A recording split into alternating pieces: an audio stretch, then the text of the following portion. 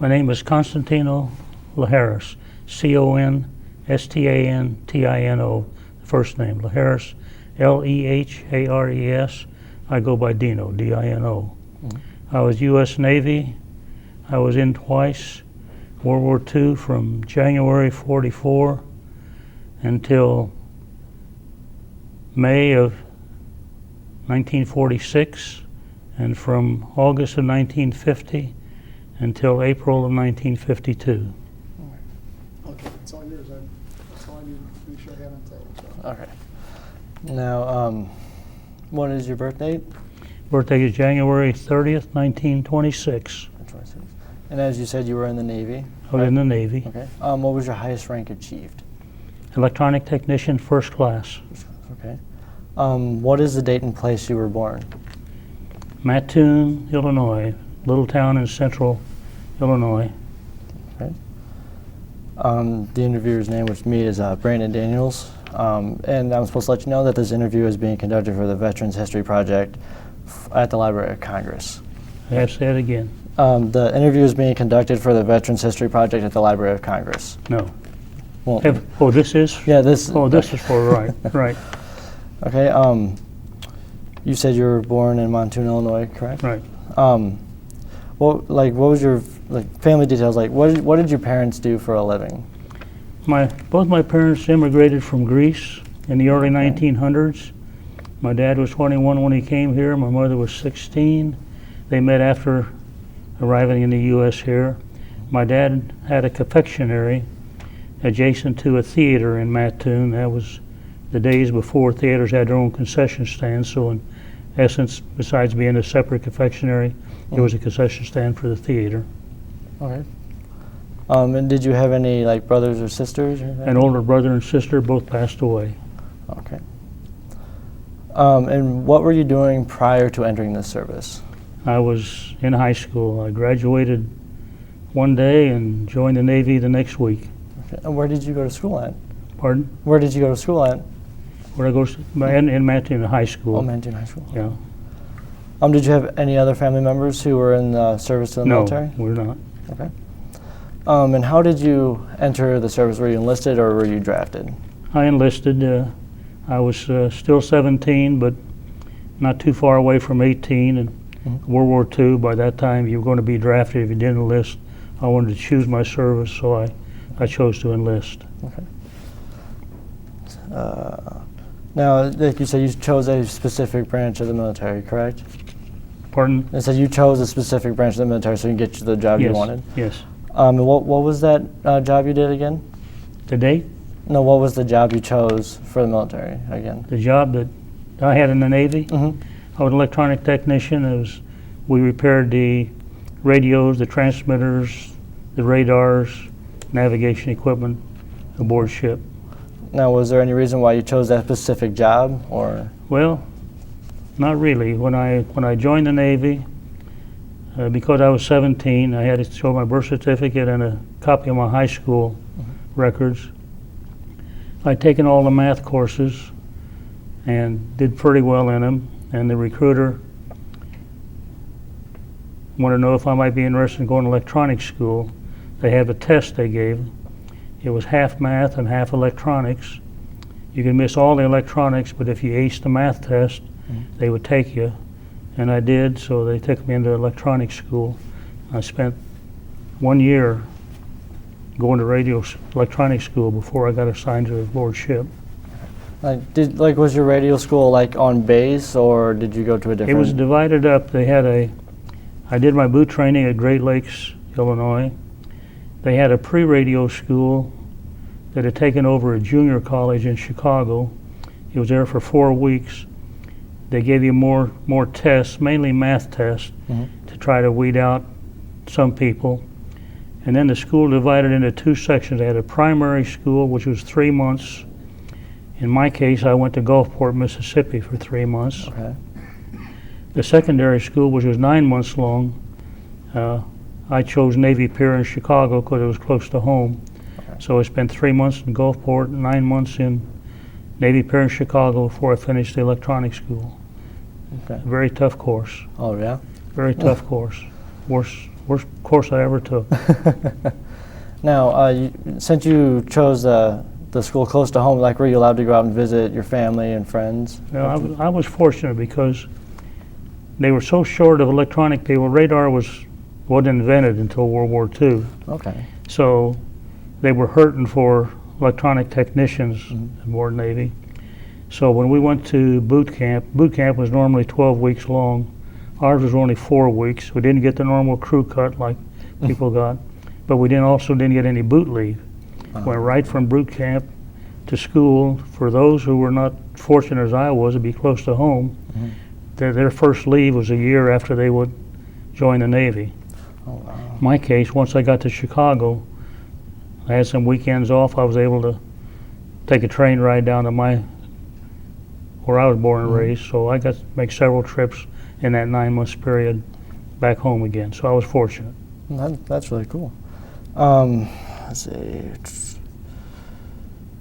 Now it says departure for training camp. Like, your early days of training, how were they? Were you kind of like homesick at first? Like, how did you start adapting to that? I didn't notice it as much. I wasn't homesick. You thought about home, but I wasn't really homesick. And everybody at that time wanted to go because everybody else was going. Nobody was left at home anyway in World War II. So, and since I was fortunate enough to be able to get back home once I got back to Chicago, got back home again, I never noticed it that much. Okay.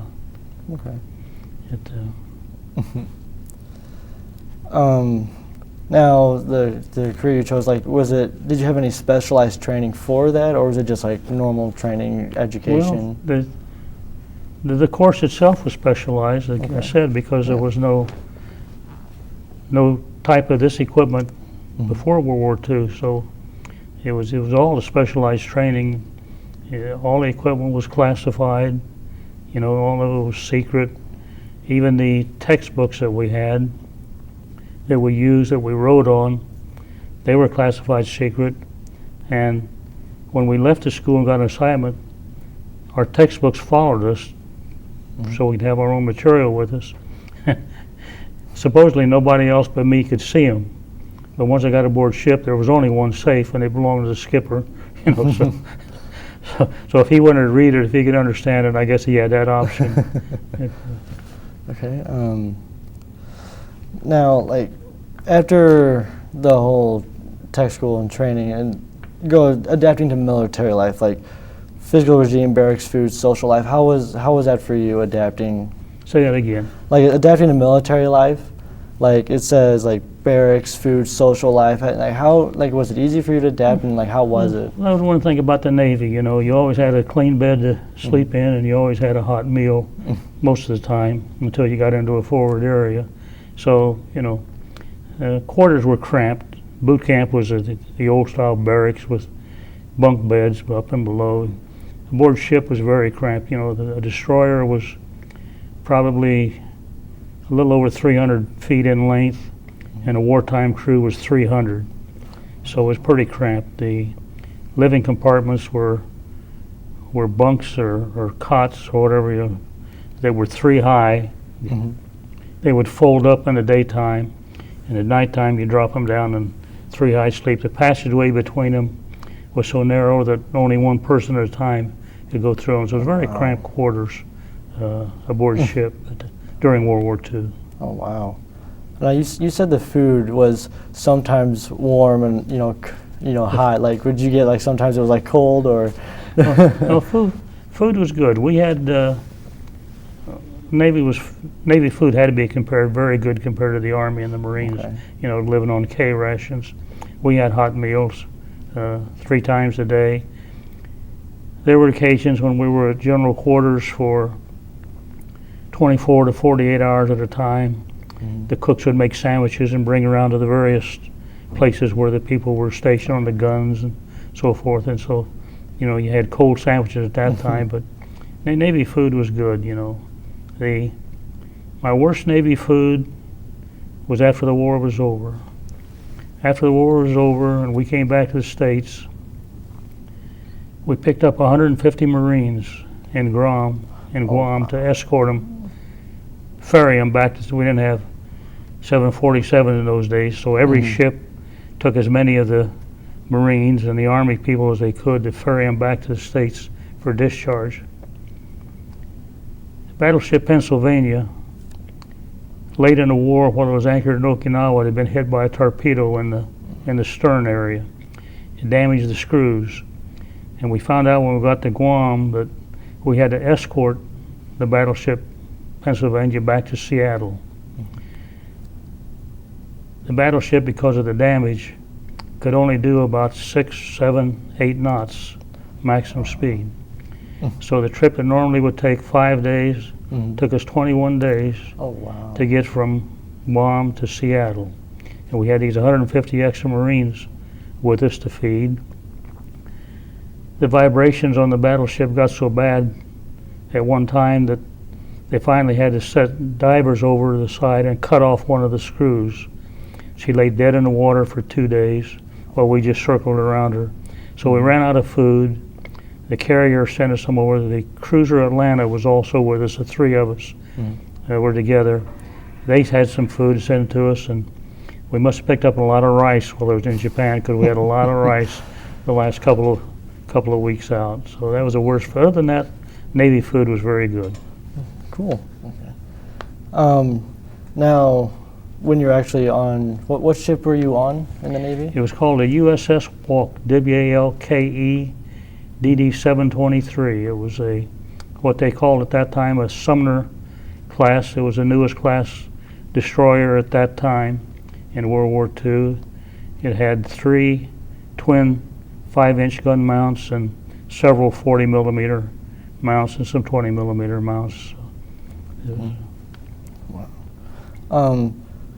Now, and where did you serve at when you're on the ship? When I boarded the ship got hit by a suicide plane in the Philippines in January of 1945.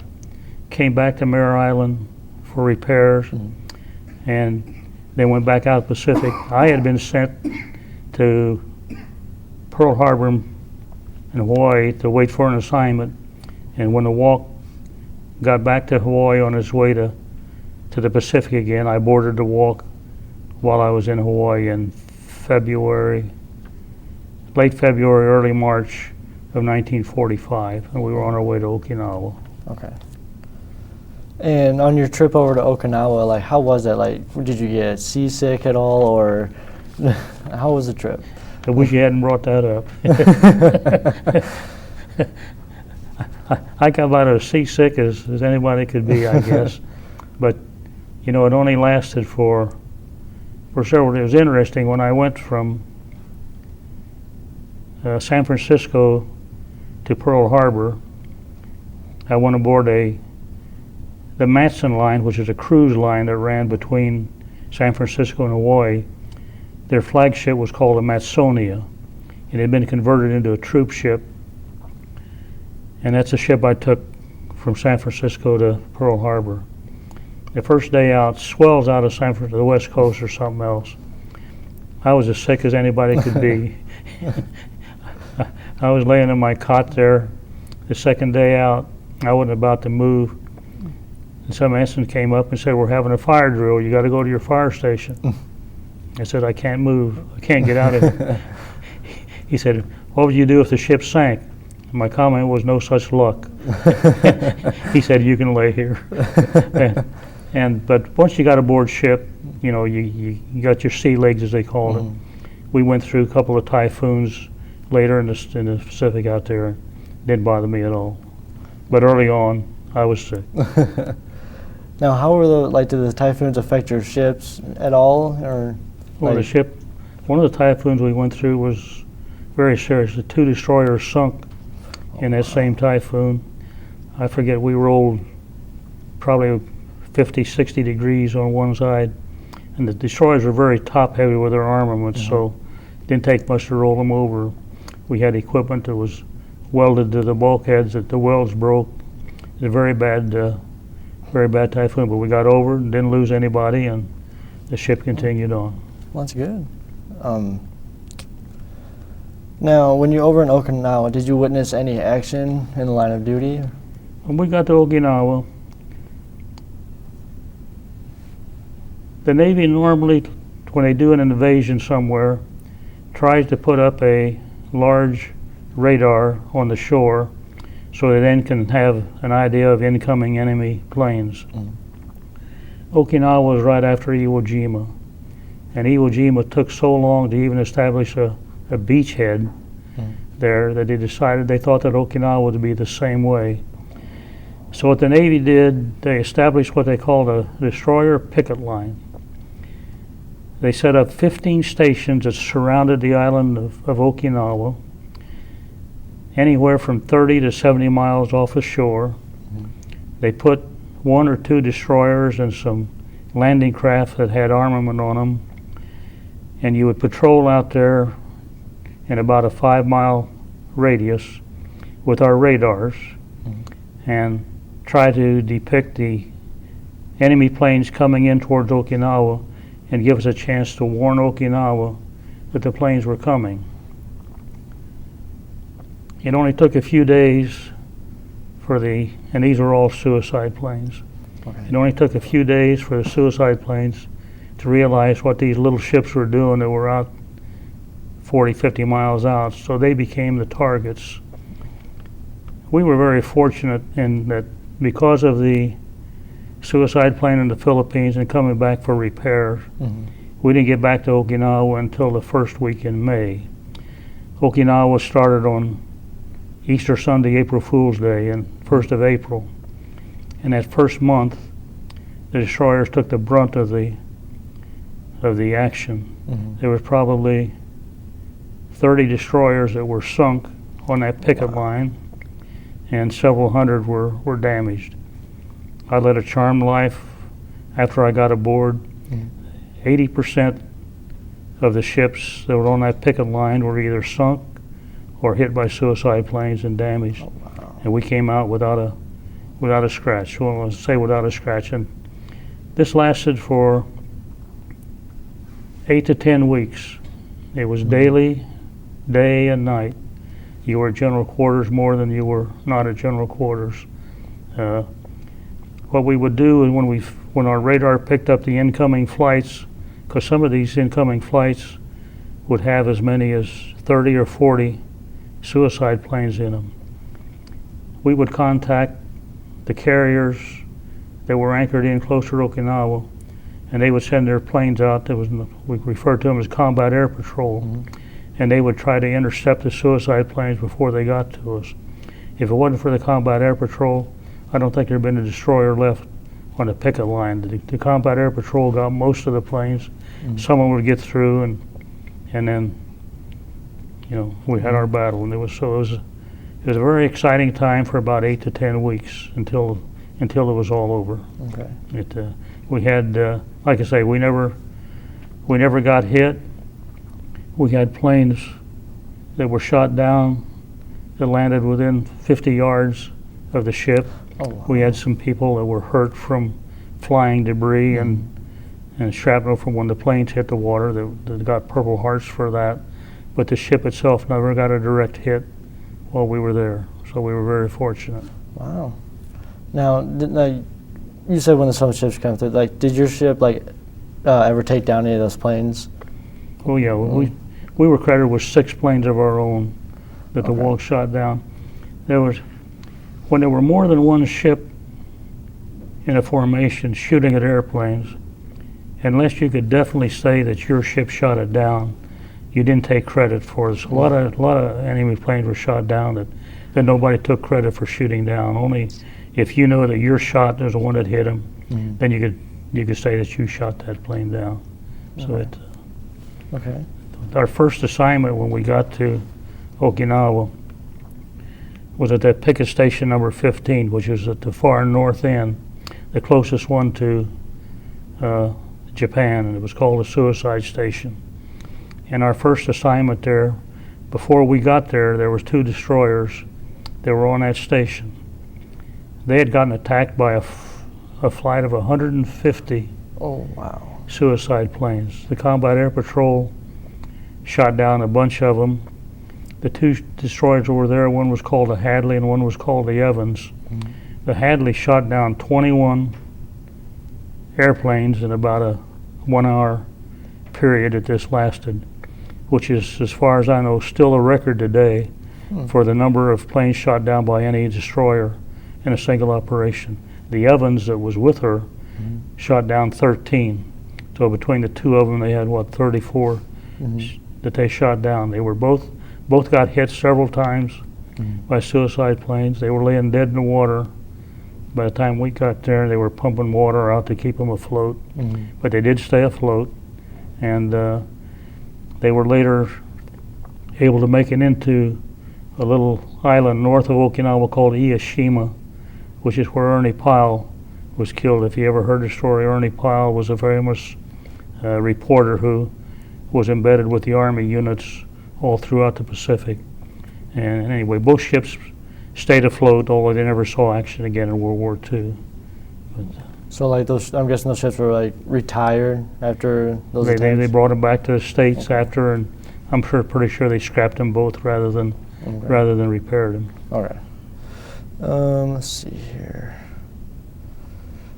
And what was the friendships that you formed? Like, I know we're talking downstairs. Your friend, what was Friendships aboard ship? Mm-hmm. Very interesting. The friendships that you made aboard ship were a very close friendship. They were very different. It was a very different kind of friendships than the ones you had back home. I guess because of the conditions that you were in at the time, and yet by the same token, as close to friends as you had while you were aboard ship, at least in World War II, when the war was over, we came back to the States, you came back home, except for maybe one or two really close people. You never had any more contact with the people that you served aboard, even though you spent a year with them in very close quarters. It was just that kind of a relationship. So it was very, very fortunate that back in the early 80s, a former crew member decided to form an association of people who had served aboard the Walk. And I joined, and the first reunion we went to, I saw people that I hadn't seen for 49 years aboard ship. So it was quite a relationship that we developed there. And we still have the association. The Walk was in commission during World War II. It was put in mothballs after World War II, put back into commission again for Korea, stayed in until after Vietnam. So the association that started out with about 15 people now has close to 400 members they not all attend reunions, but we have a reunion every year someplace different in the country. Now, like, did you have any like best friends? Like, it's like that. What was your best friend's name? What, Bill? I think it was. Anyone? Your best friends and like Best friends. I had two close friends. One was this yeoman that I knew that's still living and lives out in Oregon now. Very close friend. He lived in Pennsylvania at that time. Another friend I made was because he was the only other full-blooded Greek besides me aboard ship, and we became friends. Those are the only two that I kept in contact with after the war until I joined the association and now have contact with some other members that have belonged.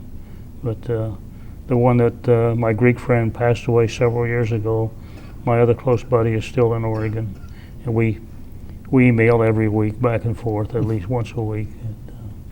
Now, what did you guys do on ship while you guys were there?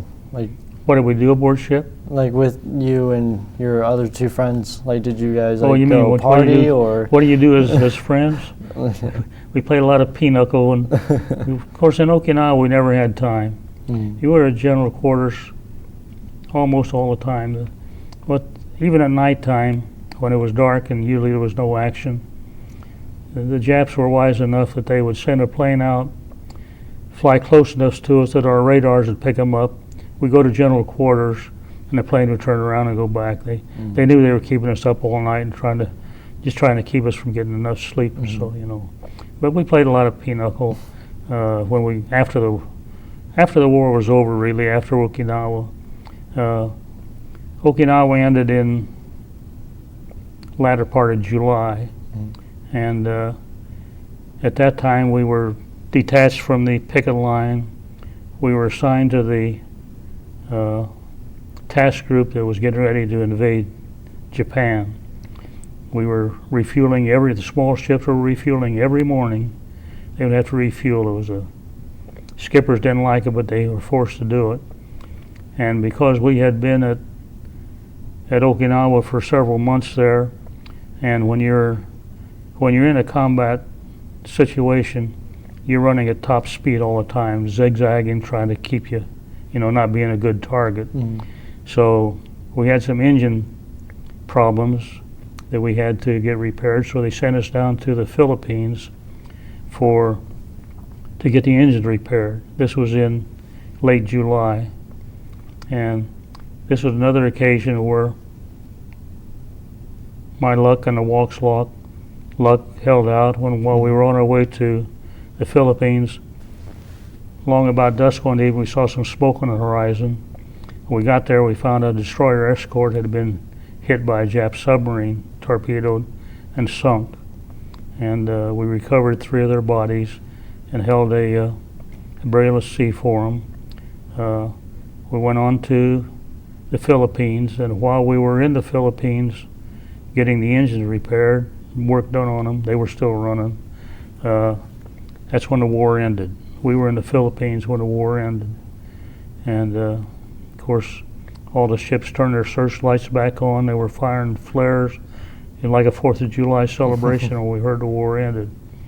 But as soon as we got our engine repaired, we went back to Okinawa again. And we got assigned to what they call the occupation force, which was the force that stayed around until after the signing of the surrender in Tokyo. So I was fortunate enough to be in Tokyo Bay when they signed the surrender, too far away to see from Missouri to see with the naked eye, but we were there. And a week after the signing surrender, we did get to take a day tour of Tokyo, about 6 hours that we were spent there. And it was amazing that, to me at least, I guess to most of them, how devastated Tokyo was. There was a 2 or 3 square mile area where there wasn't a building standing, except a brick building. Tokyo in those days was built entirely of wood. All the buildings were made out of wood. And late in the war, the B-29s were dropping what they call fire bombs. And Tokyo caught fire in one raid. They lost 73,000 people in Tokyo in that one raid, more than were killed at Hiroshima or Nagasaki at that time. A lot of people don't realize that. And Tokyo was just bare, like I say. About once every 2 blocks, there was a building made out of brick or stone, and it was standing. The rest was just bare ground. In fact, it looked so desolate that at one of our reunions, one of the people who was aboard in World War II, he was getting old, like I am. His memory was going, and he swore that we got to tour Nagasaki after the A bomb, and we were never in Nagasaki. But Tokyo looked so bad that to his mind, he thought it must have been an A bomb that had lasted. And we stayed there until September, and then as I said, we got assigned the duty to come back to Guam and pick up the Marines, pick up the battleship, and made that 21-day trip back to Seattle. But after we got back to Seattle, closed out my Navy time. The Navy at that time had their own Navy Day, which is October 27th each year. They didn't have a Veterans Day in those days. Every service had their own day. Navy Day was October 27th. We got back to Seattle on October 23rd and spent a couple of days there, and then went down to a little town on the west coast of Washington called Aberdeen. And that's where we spent Navy Day. The Navy wanted to have a ship in every port on the west coast, the east coast, and the Gulf of Mexico for the first Navy Day after the end of the war. And I was telling the folks earlier that we were talking about it. there wasn't anything that we could pay for the 3 days we were at Aberdeen. You could go in a restaurant, buy something to eat, they wouldn't take your money. You take a taxi somewhere, cab driver wouldn't take your money. They had one hotel in town that had a pretty good sized ballroom. They held a dance for our crew one night. All the girls showed up in formals that night. And I said before, after we left Aberdeen, we went down to San Diego, and when the ship started giving leave, after we got to San Diego, 3 of our crew went back to Aberdeen and got married.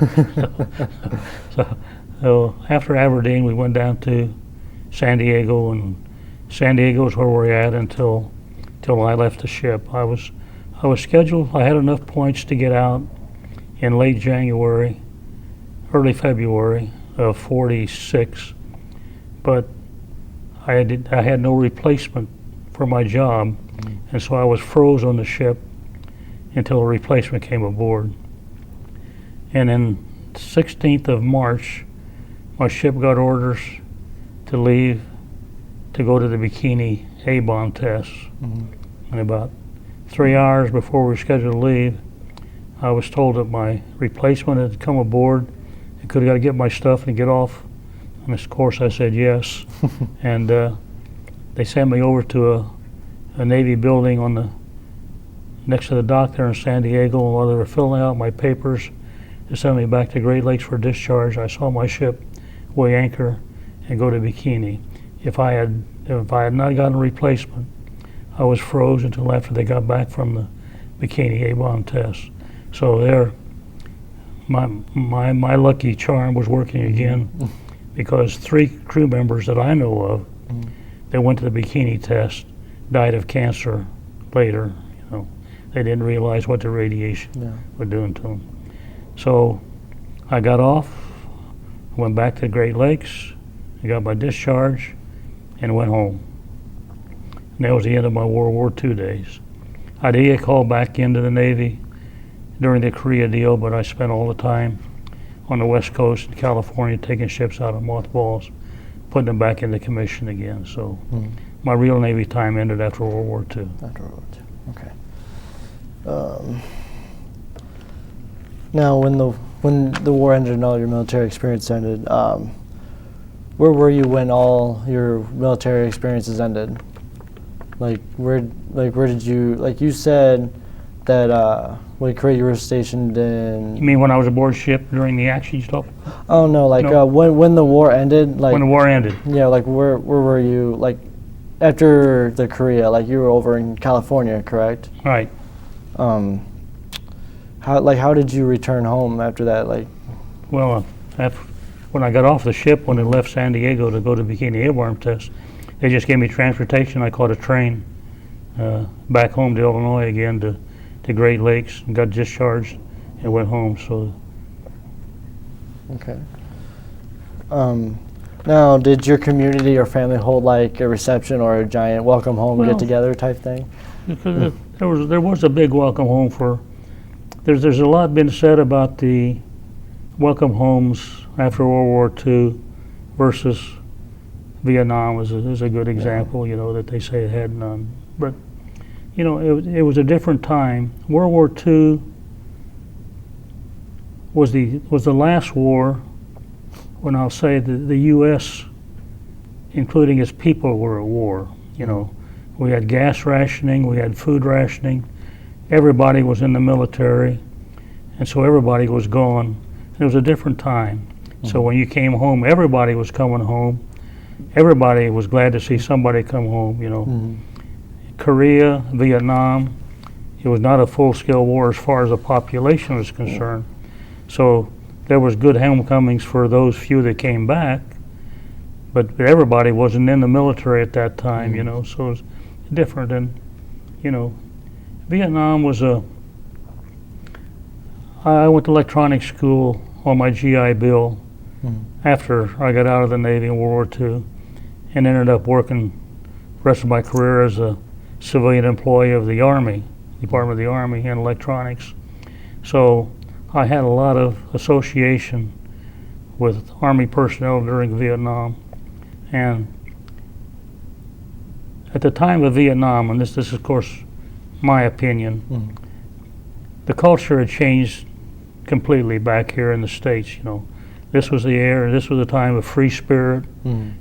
Drugs were starting to become rampant at that time, and so people, in my opinion, were mixed up here at that time, even before they went to Vietnam. And everybody said, well, so many people came back from Vietnam that they were mixed up because of the war. In my opinion, a lot of people were mixed up anyway, just my opinion. I dealt with a lot of Army personnel from my Army job that went to Vietnam.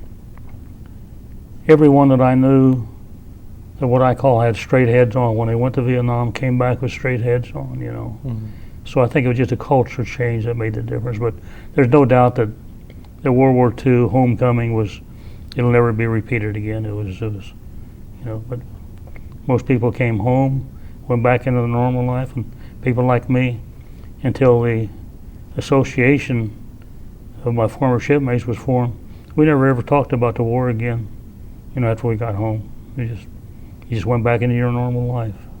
And was there any reason why you guys didn't talk about the war anymore, like anything, Pardon? Was there any reason why you guys didn't talk about the war anymore?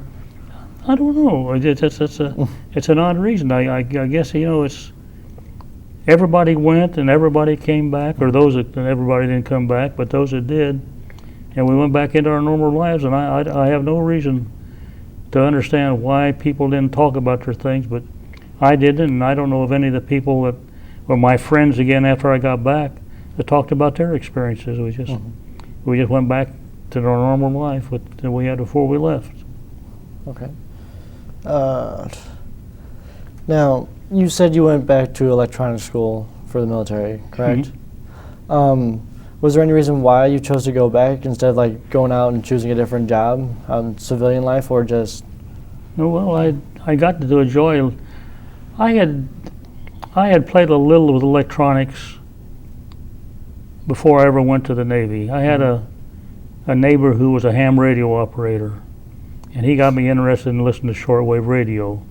And when I was 12 or 13, I ordered a shortwave kit and put it together with a soldering iron over the kitchen stove with solder and everything, and I'd stay up all night listening to shortwave radio. But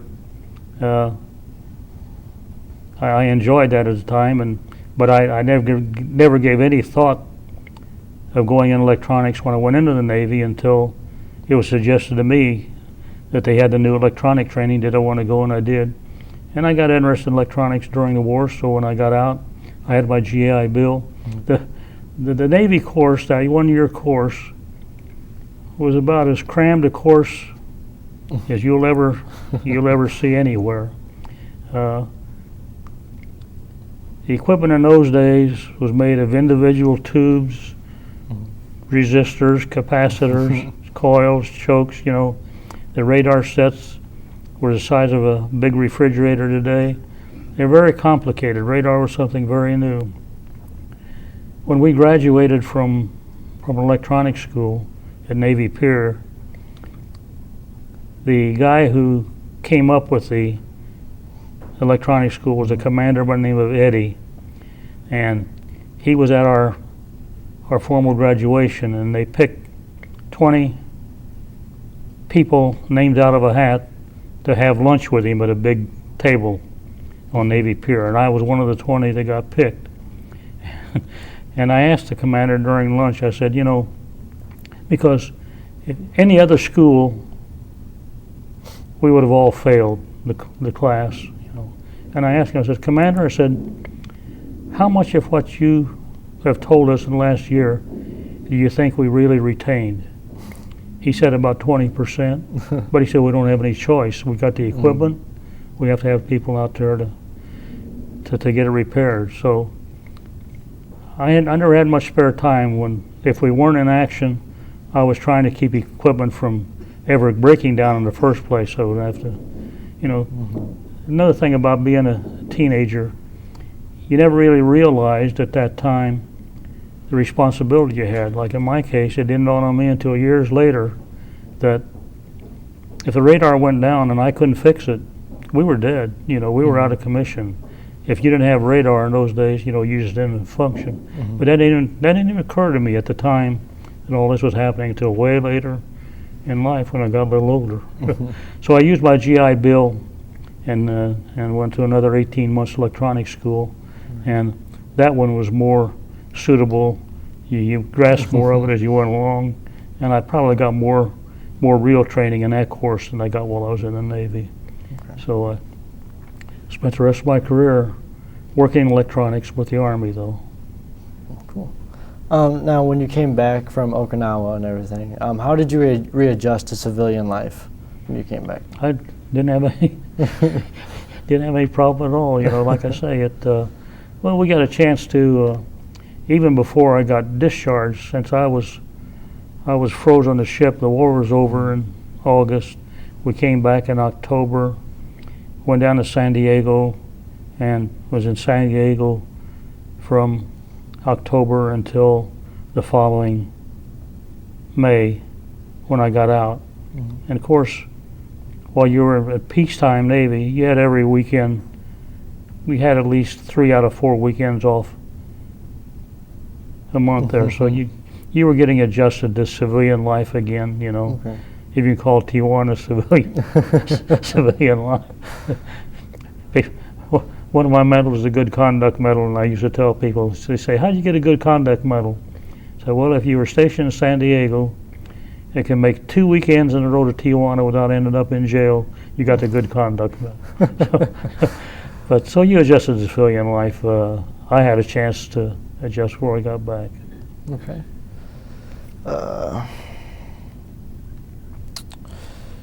And now you mentioned like 2 of your friends. One was in Oregon. Like, did you maintain contact with both of them? I did maintain contact with the one, my Greek buddy that lived on the East Coast. He passed away about 3 or 4 years ago. The one lives in Oregon. Actually, we did not keep close contact after the war was over. Only my Greek buddy on the East Coast is the one that I kept in close contact with. But my closest buddy that I had aboard ship that lived on the West Coast now, I didn't really get back with him until the association got together, and I saw him for the first time in 49 years at the first reunion that we attended. And since then, we have made daily contact, mainly through the internet. Yeah. Mainly through the internet. Now, is there any other veterans you've kept contact with, or was it just those 2? No, well, I have contact now with others only since the association started having reunions, and I started seeing people again that I hadn't seen for 49 years. And I have an email constantly with some of the others, but not as often as my buddy in Oregon. Okay. And how has wartime experiences affected your life as a whole? Well, I'd like to say that I don't know that it affected it at all. I guess anybody who's been in the military will say that the discipline that you were forced to attend at that time has probably affected your life. But other than that, I can't hear good anymore because of the Navy. Being too close to the guns. Other than that, I don't think it's affected my life any. Have you learned any life lessons from the military? Good question. I guess learn to appreciate what you have at the time that you have it, because it may not be there tomorrow. Yeah. And I have one more question. Now, did you receive any honors or medals for your military experiences? No. Well, I have 6 medals that I received, but none of them are medals other than anyone else who served with me at the same place at the same time would have. You know, no Purple Hearts, no Silver Stars, but they have the American Campaign medals, the Asiatic Pacific medals, Good Conduct medals. We had a special occupation medal that was given to us for those who stayed on after the war in the Tokyo area for the occupation forces. And when I was back in Korea, Korea, they had what called a National Defense Service Medal, which was only good if you were in the service during the Korean conflict, but no special medals that anyone else would not have gotten that were with me at the same time. Okay. Well, I think that's all I have for you. Very good. Is there anything else like that you want to talk about? Like, I mean, I don't really. Not that I can think of. Okay.